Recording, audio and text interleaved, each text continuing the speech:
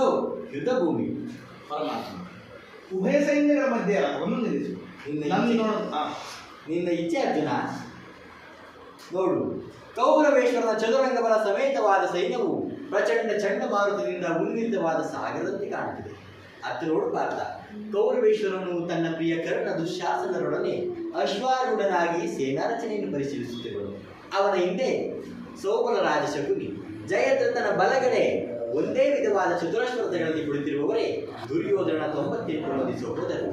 ಅವರ ಸಮೂಹದಲ್ಲೇ ದುರ್ಯೋಧನ ಮಕ್ಕಳು ಇರುವರು. ಕೆಲವು ಸಂದರ್ಭ ಇವರುಗಳ ರಕ್ಷಣೆಗೆ ಧನುರ್ಧಾರಿಯಾದ ದ್ರೋಣನು ಸ್ವಲ್ಪ ಮುಂದೆ ನಿಂತಿರುವರು. ದ್ರೋಣನ ಪಾರ್ಶ್ವದಲ್ಲಿ ಒಲ್ಕಲಧಾರಿಯಾಗಿ ಗಂಭೀರ ಮುಖಮುದ್ರೆಯಿಂದ ನಮ್ಮತ್ತ ನೋಡುತ್ತಿರುವವನೇ ಅಶ್ವತ್ಥಾಮ. ಅತ್ತ ನೋಡು ಪಾರ್ಥ, ಸ್ವರ್ಣಮಯವಾದ ಅಷ್ಟಾಶ್ವತೋಮಿತ ರಥದಲ್ಲಿ ಶ್ವೇತ ವಸನಧಾರಿಯಾಗಿ ನಿಂತಿರುವ ಆ ಮಹಾಪುರುಷನೇ ಕೌರವರ ಸೇನಾಧಿಪತಿ ಭೀಷ್ಮನು.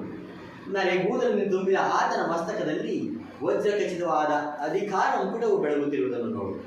ಆತನೇ ನಿಮ್ಮ ಪೂಜ್ಯ ಪಿತಾಮಹನು, ಭರತ ವಂಶದ ಕೀರ್ತಿ ಜ್ಯೋತಿ.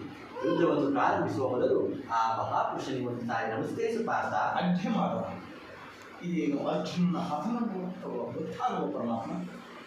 ಅರ್ಜುನ ಮಿತ್ರ, ಏನಾಗಿದೆ?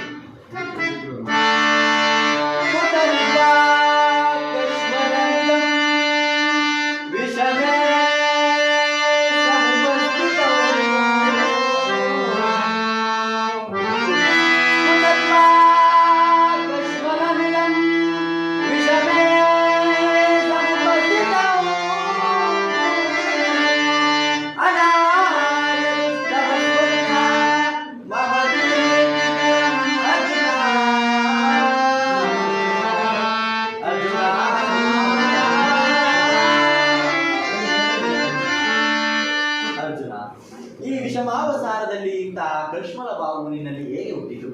ಕ್ಷತ್ರಿಯ ವೀರನಾಗಿ ಅನಾರಿನಂತೆ ವರ್ತಿಸುವೆಯ? ತೆರೆದ ಸ್ವರ್ಗದ ಬಾಗಿಲನ್ನು ಬಿಟ್ಟು ನರಕದ ಮಾರ್ಗವನ್ನು ಹಿಡಿಯಬೇಡ. ನರನೆಂದು ಹೆಸರಾಗಿ ಏಡಿ ಎಂಬ ನಿಂದನೆಯನ್ನು ನೀನು ಸಹಿಸಲಾಗ. ಈ ದೌರ್ಬಲ್ಯವನ್ನು ತಿಳಿಸಿ ಯುದ್ಧಕ್ಕೆ ಸಿದ್ಧನಾಗ ಪಾರ್ಥ.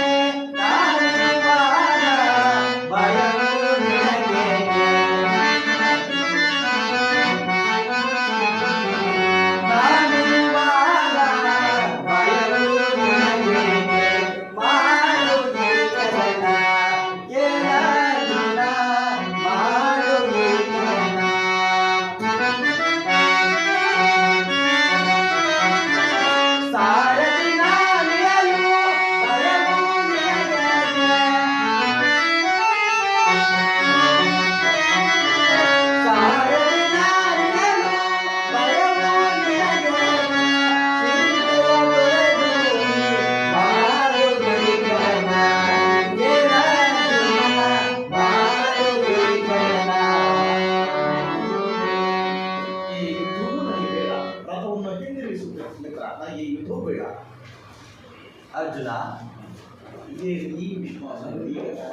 ಈ ವಿಷಮಾವಸಾನದಲ್ಲಿ ಇಂತಹ ಕಶ್ಮಲ ಭಾವವು ನಿನ್ನಲ್ಲಿ ಹೇಗೆ ಹುಟ್ಟಿತು?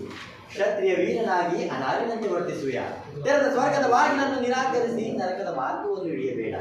ನರನೆಂದು ಹೆಸರಾಗಿ ಏಡಿ ಎಂಬ ನಿಂದನೆಯನ್ನು ನೀನು ಸಹಿಸಲಾರೆ. ಈ ದೌರ್ಬಲ್ಯವನ್ನು ಧರಿಸಿ